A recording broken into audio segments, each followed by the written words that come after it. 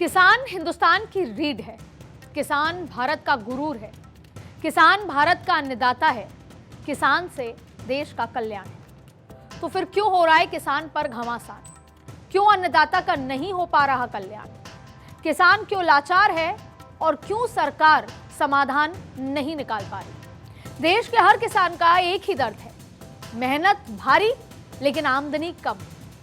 नमस्कार, मैं हूं अदिति नागर और आप देख रहे हैं पॉलिटिकल कॉरिडोर। आज बात किसान आंदोलन 2.0 की करेंगे। देखिए, चुनाव सिर पर है और देश का अन्नदाता भी देश की सरकार के सामने खड़ा है अपनी मांगों को लेकर, क्योंकि उनकी मांग को लेकर सरकार संशय में है।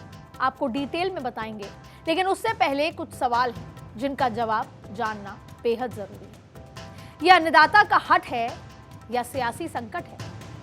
किसानों को कौन उकसाता है? चुनाव दिल्ली कौन बुलाता है? चुनाव से ठीक पहले किसान आंदोलन एक इत्तेफाक है या साजिश? किसानों की डिमांड, क्या पीएम मोदी पूरी करेंगे उनकी गारंटी? अब देखिए, 24 का चुनाव, किसानों का घेराव और विपक्ष का आखिरी दाव। इन सवालों का जवाब जानने के लिए हमने पिछले आंदोलन से इस आंदोलन तक के अंतर और समानता दोनों को समझने की जरूरत है। अब देखिए, साल 2020-21 का किसान आंदोलन 3 कृषि कानून के खिलाफ था और इस बार का किसान आंदोलन 12 मांगों पर है, और जिनमें सबसे बड़ी मांग स्वामीनाथन कमीशन की रिपोर्ट के आधार पर सभी फसलों पर एमएसपी दी जाए।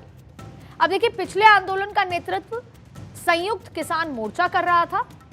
इस आंदोलन को लीड केएमएम यानी किसान मजदूर मोर्चा कर रहा है। अब देखिए, जिसमें इस केएमएम के अंदर 250 से ज्यादा किसान संगठन भी शामिल हैं। अब समानता की बात करते हैं तो पिछली बार भी पंजाब यूपी चुनाव से ठीक पहले किसानों ने दिल्ली कूच किया था, और इस बार भी चुनाव से पहले, वो भी लोकसभा देश के चुनाव से पहले किया है।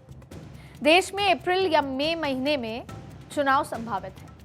ऐसे में सरकार के लिए किसानों की मांगे सबसे बड़ी चुनौती है और उनको घर वापस भेजना। और ऐसे में सबसे बड़ी चुनौती है एमएसपी पर कानूनी गारंटी। बात होती है मोदी की गारंटी की, तो अब एमएसपी पर कानूनी गारंटी एक सबसे बड़ी चुनौती। आम लोगों के लिए यह समझना काफी जरूरी है कि आखिर न्यूनतम समर्थन मूल्य यानी एमएसपी जिसकी हम बात कर रहे हैं, वो झोल है क्या? और आखिर सरकार और किसान मिलकर इस समस्या का हल क्यों नहीं निकाल पा रहे?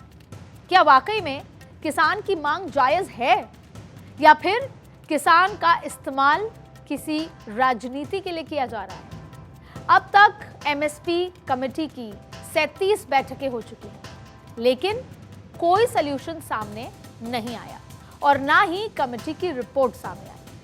किसानों की ओर से बार बार एमएसपी पर कानून की मांग करने के बावजूद भी सरकार इस कदम को उठाने में हिचकिचा रही है। और आखिर इसकी वजह क्या है? क्यों भारत में एमएसपी कानून को संभव नहीं माना जा रहा और सरकार इसके कानून बनाने से क्यों डर रही है? देखिए, एमएसपी किसी कृषि उपज का न्यूनतम मूल्य यानी गारंटेड मूल्य है जो किसानों को उनकी फसल पर मिलता है, भले ही बाजार में उस फसल की कीमतें कम हों। इसके पीछे तर्क यह है कि बाजार में फसलों की कीमतों पर होने वाले उतार चढ़ाव का असर किसान की जेब पर ना पड़े, उन्हें न्यूनतम कीमत मिलती रहे। सरकार हर फसल सीजन से पहले सीएसीपी यानी commission for agricultural cost and prices की सिफारिश पर एमएसपी तय कर लेती है। यदि किसी फसल की बम्पर पैदावार हुई तो उसकी बाजार में कीमत कम होगी, तो एमएसपी उसके लिए फिक्स्ड एश्योर्ड प्राइस का काम करती है। यह एक तरह की कीमतों में गिरावट पर किसानों को बचाने वाली बीमा पॉलिसी की तरह काम करती है। अब देखिए, इसको और सरल शब्दों में कहें तो मान लीजिए कि किसी फसल की एमएसपी 20 रुपए तय की गई है और बाजार में वो फसल 15 रुपए में बिक रही है, तो भी सरकार किसानों से उस फसल को 20 रुपए में ही खरीदेगी, यानी किसान की जेब पर इंपैक्ट नहीं होगा। केंद्र सरकार ने साल 1966-67 में पहली बार एमएसपी पेश किया गया था। ऐसा तब हुआ था जब स्वतंत्रता के समय भारत को अनाज उत्पादन में बड़े घाटे का सामना करना पड़ा था। तब से लगातार एमएसपी की व्यवस्था चली आ रही है। 60 के दशक में सरकार ने सबसे पहले गेहूं पर एमएसपी की शुरुआत की ताकि किसानों से गेहूं खरीद कर अपनी पीडीएस योजना का, या फिर ये कहें कि राशन के तहत गरीबी रेखा से नीचे रहने वाले लोगों को उनको बांटा जा सके। अब देखिए, केंद्र सरकार हर फसल पर एमएसपी नहीं देती। देख ले, अब आपको ये समझा देते हैं कि किसको कितना और कितनी फसल पर एमएसपी मिलता है। तो वर्तमान में कुल 23 फसलों पर एमएसपी या न्यूनतम समर्थन मूल्य दिया जाता है। इन फसलों को मैंडेट क्रॉप्स की कैटेगरी में रखा गया है। इनमें से जो 23 फसलें हैं उनमें से 14 खरीफ फसलें, 6 रबी फसलें और 2 वाणिज्य यानी कमर्शियल फसलें उसमें शामिल हैं। और इन फसलों से इनके अलावा गन्ने के लिए भी उचित और लाभकारी मूल्य जैसे एफआरपी की सिफारिश उस पर की जाती है।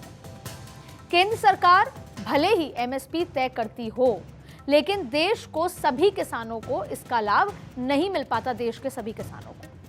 और मुद्दा है 2014 में बनी शांता कुमार कमेटी के मुताबिक देश के सिर्फ 6% किसानों को ही एमएसपी का लाभ मिल पा रहा है। अब आप ये शोर शराबा सुन रहे हैं, इस पूरे आंकड़े को आप समझिए। इसके अलावा बिहार जैसे कई राज्यों में एमएसपी की व्यवस्था लागू नहीं है। बिहार में पैक्स यानी प्राइमरी एग्रीकल्चर कोऑपरेटिव सोसाइटीज के जरिए अनाज खरीद होती है। अगर एमएसपी गारंटी कानून लागू हो जाता है तो सरकार पर कम से कम हर साल 10 लाख करोड़ रुपए का अतिरिक्त भार पड़ेगा। अब इसको समझते हैं ये कितना बड़ा आंकड़ा है। देश का कुल बजट 45 लाख करोड़ का है। देश का इंफ्रास्ट्रक्चर बजट 11 लाख करोड़ का है। रक्षा बजट 6 लाख करोड़ का है। कृषि बजट की बात करें तो वो करीब 1.25 लाख करोड़ का है, 1.25 करोड़ के आसपास। और इसके अलावा अगर एमएसपी के लिए 10 लाख करोड़ देना पड़ेगा तो वो देश का कुल बजट का 25% होगा। मतलब पूरी अर्थव्यवस्था हिल चुकी होगी अगर ये लागू होता है तो। महंगाई को कंट्रोल करना मुश्किल हो जाएगा। और खास बात तो ये है कि यह रकम सरकार के उस कैपिटल एक्सपेंडिचर के बराबर है जो देश के इंफ्रास्ट्रक्चर पर खर्च होती है। ताज्जुब की बात तो यह है कि बीते 7 सालों में सरकार ने औसतन 10 लाख करोड़ रुपए हर साल इंफ्रास्ट्रक्चर पर भी खर्च नहीं किए हैं। इसका मतलब साफ है कि यूनिवर्सल एमएसपी डिमांड का कोई इकोनॉमिक और फिस्कल मतलब नहीं है। अगर किसानों का तर्क मान लिया जाए और इस बात पर भी सहमति हो जाए कि सरकार पूरा पैसा वहन करेगी, लेकिन सबसे बड़ा सवाल तो यही है कि ये 10 लाख करोड़ रुपए आएंगे कहां से? क्या देश इंफ्रास्ट्रक्चर और डिफेंस के सरकारी खर्च को कम करेगी, उसके पक्ष में होगी? क्या डायरेक्ट और इनडायरेक्ट टैक्स को बढ़ाने के पक्ष में होगी, या कोई ऐसा और तरीका होगा? ऐसे में समस्या कृषि या आर्थिक नहीं है, ये समस्या पूरा मामला राजनीति से प्रेरित नजर आ रहा है, जिसे 2024 के लोकसभा चुनाव से पहले उठाने का प्रयास किया जाए। अब देखिए, 13 मार्च को जब किसान दिल्ली कूच के लिए निकले तो हरियाणा, पंजाब, शंभू बॉर्डर का उनका पुलिस के साथ टकराव हुआ। शंभू बॉर्डर हालात तनावपूर्ण रहे और उसी बीच ठीक शाम 4:04 पर राहुल गांधी ने सोशल मीडिया पर पोस्ट किया और कहा कि अगर उनकी सरकार बनती है तो एमएसपी की कानूनी गारंटी उनको दी जाएगी। अब मैं आपको पूरा पोस्ट पढ़कर सुनाती हूं जिससे आप समझे भावना को। किसान भाइयों, आज ऐतिहासिक दिन। कांग्रेस ने हर किसान को फसल पर स्वामीनाथन कमीशन के अनुसार एमएसपी की कानूनी गारंटी देने का फैसला लिया है। हर कदम, ये जो कदम लिया गया है, ये कदम 15 करोड़ किसान परिवारों की समृद्धि सुनिश्चित कर उनका जीवन बदल देगा। न्याय के पथ पे ये कांग्रेस की पहली गारंटी है। अब इस पोस्ट के पीछे की पॉलिटिक्स को समझना जरूरी है।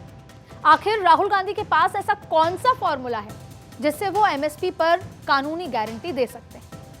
अगर उनके पास कोई फॉर्मूला है तो उन्होंने अपनी सरकार, यानी जब 2004 से 14 के बीच सरकार थी उनकी, तो लागू क्यों नहीं किया? किसान तो तब भी परेशान था। जब कांग्रेस की पंजाब में सरकार थी तो वहां के किसानों को क्यों नहीं समझाया गया? और कहीं ना कहीं विपक्ष मोदी की गारंटी की काट निकालने के लिए एमएसपी की कानूनी गारंटी देने का ऐलान कर रहा है। और इस बीच सरकार का कहना है कि न्यूनतम समर्थन मूल्य की गारंटी वाला कानून बिना सलाह मशवरा किए, उस पर चर्चा किए जल्दबाजी होगी, इसलिए वो नहीं लाया जा सकता।